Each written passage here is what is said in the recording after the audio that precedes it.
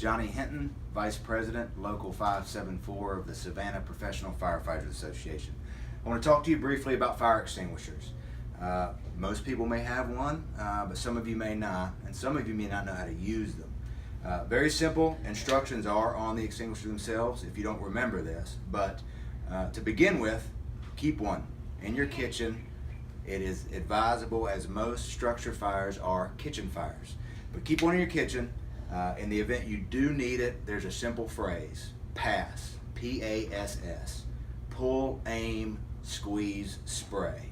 So simply pull the pin, aim the fire extinguisher, squeeze, and spray at the base of the fire.